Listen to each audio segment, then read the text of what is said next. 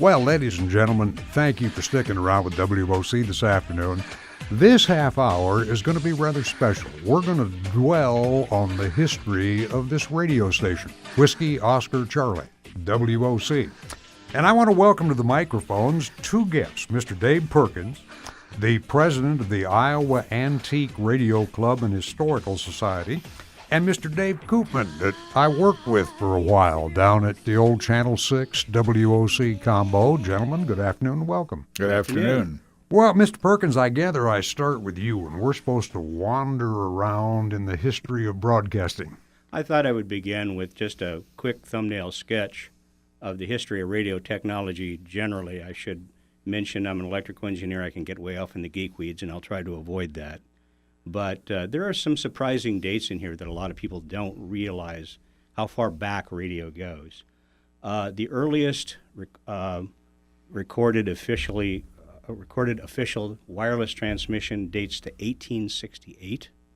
A man by the name of Malin Loomis, who was a dentist, in fact, from West Virginia, but like a lot of people had a hobby of playing with electricity.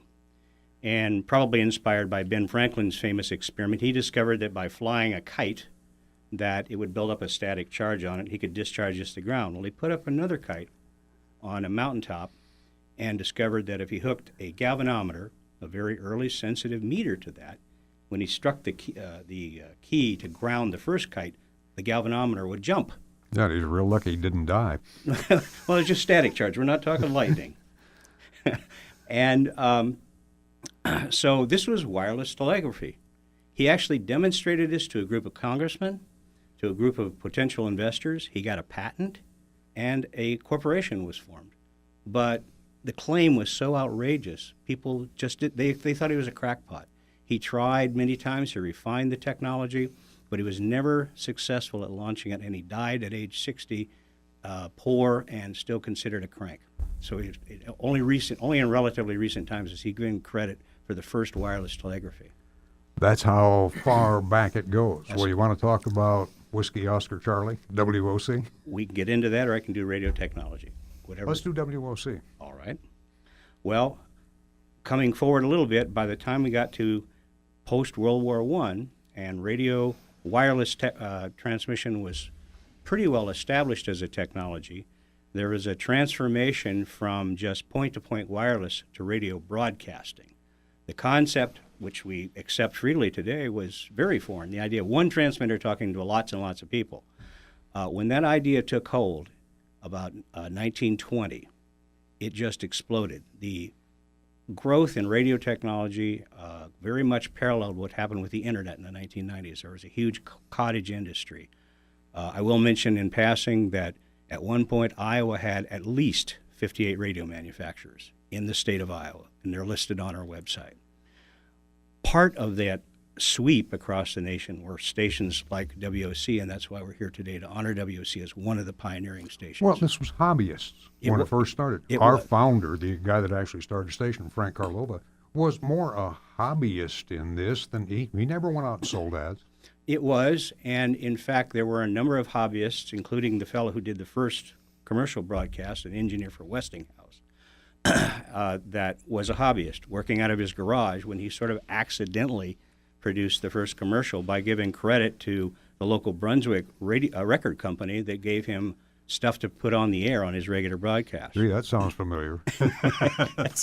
I do remember that. And then Iowa's Herbert Hoover, who at the time was the Secretary of Commerce, recognized the value of radio spectrum. And he said, this belongs to the American public. It should be controlled and licenses regulated.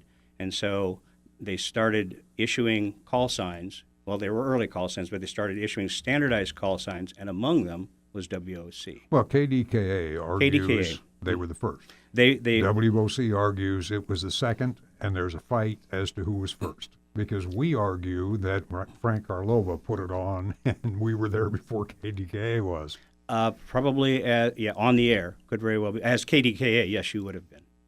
Well, see, we say first, and we're stuck with second. That's the bottom line of this. The early years of this, when I say Frank Karlova, most people listening never heard of him. They've heard of B.J. Palmer. Mm-hmm. Palmer Communications? And that would be Mr. Koopman's territory. Okay, well, let's kick it over to Mr. Koopman, Dave Koopman. Oh, boy. You worked for Dr. Dave Palmer. Yes, I did. So did I. Yep. We were part of the same fraternity, as it were.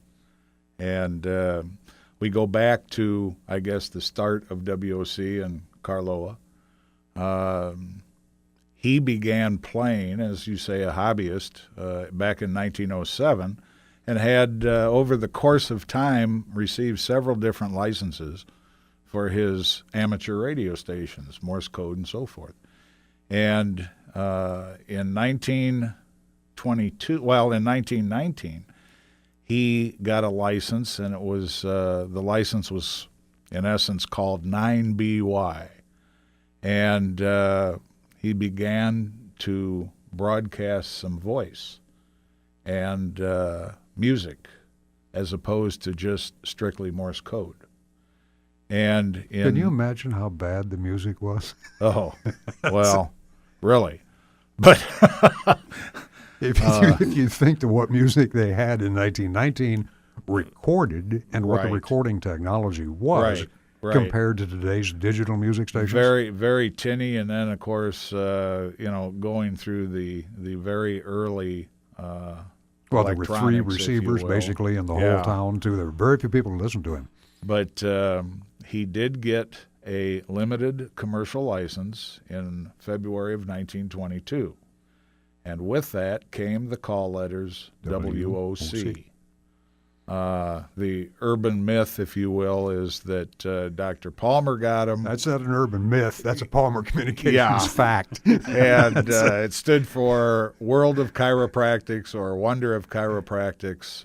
It didn't mean anything, really. It Well, was it did. It meant that the early B.J. Palmer was a very, very creative individual. well, yeah. and he when looked we at get this to radio that station point. he owned, and he said, I know what? World of Chiropractic. That makes sense. When we get to that point, that's right. Well, when he bought WHO over in Des Moines, Same he thing. invented with hands only That's to go along with correct. that station because it had been WHO for some time before that. About 6-7 years, Yeah. something like that.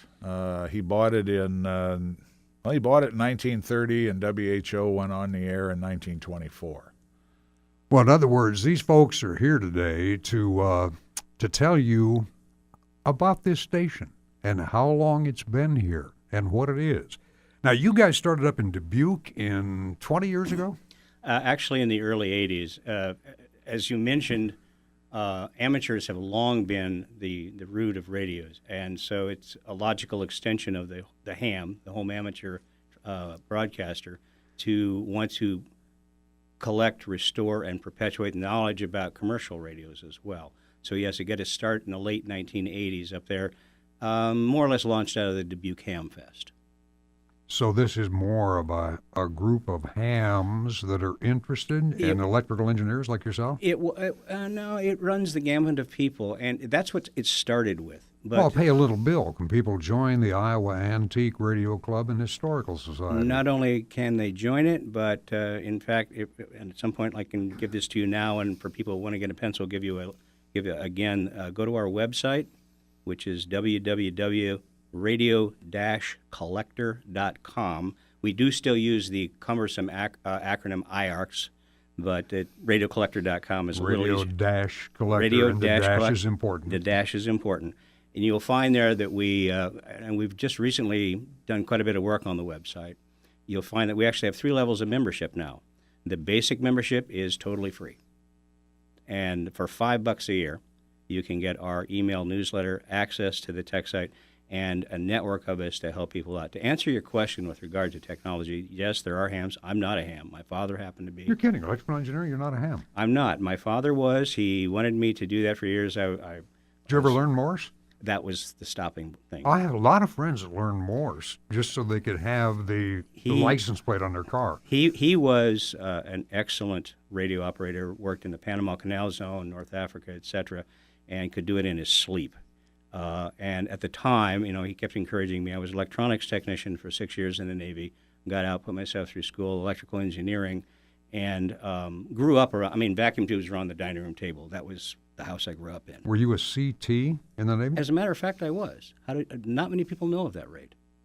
I was a CT, and then at the end of the Vietnam War era, the Bureau of Personnel in typical military fashion came down and said, there's too many of you guys. We can't guarantee where you're going to wind up working, what you're going to wind up doing. So I made a lateral transfer to ETN, Communications Branch Electronics Tech, and went into the submarine So service. your basic training was, where you learned this, was military service? I started before that. My father had Well, your dad was doing it, but you got the formal technical training. That in was the military basic service. technical training, and then I could fix stuff, but I wanted to know why it worked. That's why I put myself through engineering school. Well, to Mr. Koopman, are we going to talk at all about your time at WOC Radio and Television? Nah, let's talk about the earlier stuff. Well, you just wonder. Because, see, Dave and I worked there at the same time when I mentioned that we both worked for Dr. David Palmer. Mm-hmm. B.J. Palmer was the guy that bought the station. And that's the one that we're talking about mostly here today. He bought it from Frank Karlova. Do you remember, because I don't remember right now, do you remember how much money changed hands? And I've never found out how much money changed hands. It was cheap, whatever it was. It would have been very cheap. It would have been very cheap, no matter what it was. Well, again, we got somebody special coming up in the second half of this, and I'm just going to tease that there's a fellow whose voice you will recognize coming in the second half of this. But we're talking for this half-hour talk radio with the Iowa Antique Radio Club and Historical Society, and we'll be back right after this. This half hour, we're spending with two gentlemen from the Iowa Antique Radio Club and Historical Society. Dave Perkins is their president, and Dave Koopman worked for Channel 6 and WOC Radio. But like I mentioned before the break, we've got a rather unusual voice. Many of you will recognize right here. And let me just say, give a listen to the governor of Iowa. Well, thank you. This is Governor Terry Branstad, and I'm very proud to designate WOC as Iowa's pioneer radio station. In 1922, radio station WOC in Davenport became the first commercially licensed station west of the Mississippi River. And I also had the opportunity to travel with Ronald Reagan when he came back. His first job out of college was as a broadcaster on WOC in Davenport. He then went on to WHO and eventually got into movies out in California. Well, Governor, you may recall the first place that you announced that you were a candidate for governor of Iowa was over a WOC microphone. You remember that? Yes. In fact, I've always liked to start my campaigns in Scott County. Scott County's been so good to me, and WOC as well as WHO, which is sister stations, obviously started by the Palmer family. And do you know the history of why the call letters are WOC? Well, are you going to say with hands only and World of Chiropractic?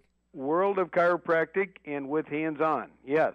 Well, actually, no, that's not what that is. There was a guy named Robert Karlova who started WOC, and he had been doing some Morse code back in the early 1900s.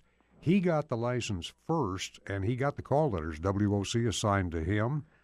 B.J. Palmer bought it once the call letters had been assigned to him. Now, being creative and being a chiropractor, B.J. then promptly said, World of Chiropractic. I see. So that wasn't the original.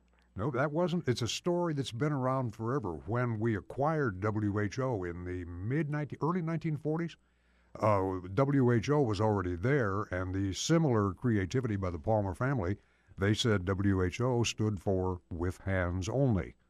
You know, that's amazing, and it tells you a lot about the ingenuity that the Palmer family had, that they were able to do that. And obviously, I just assumed that was the case, but I learned something today, and I'm really proud as governor to have signed a proclamation. I was requested by the Iowa Antique Radio Club and Historical Society to recommend that radio station WOC be honored with this important role that you've played in our history. And so as governor, I'm really proud to salute WOC for your great service to the people of Iowa, and we're very proud that you're the first radio station west of the Mississippi, and Somebody told me the second oldest radio station in America. Well, we argue it's first, but we'll settle for second. Let me thank you, Governor, for coming on. And by the way, you want to announce your run for re-election? No, it'd be premature at this point. Oh, I love the way he did that. Be premature.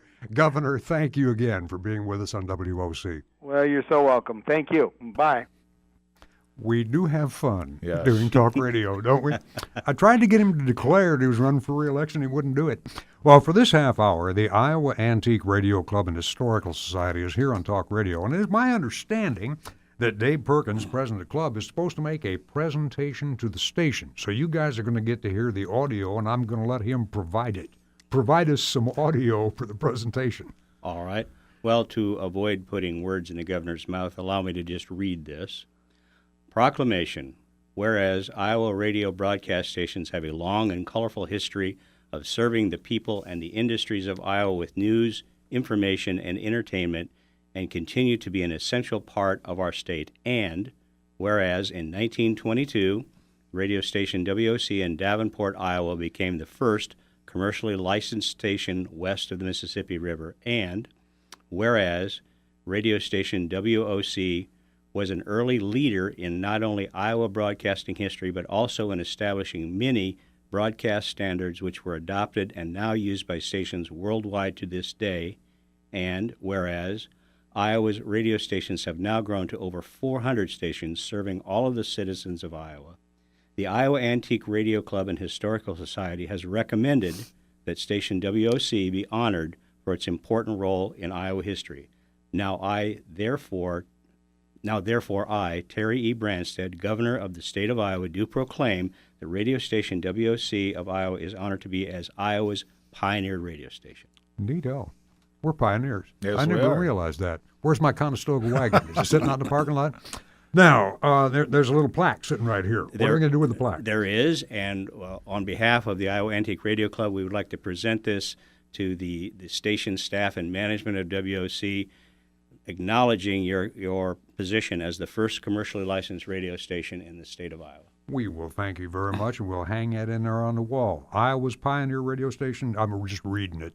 Iowa's pioneer radio station, WOC, since 1922. Jeez. First commercially licensed radio station west of the Mississippi River. Presented with pride to WOC by the Iowa Antique Radio Club and Historical Society in 2016.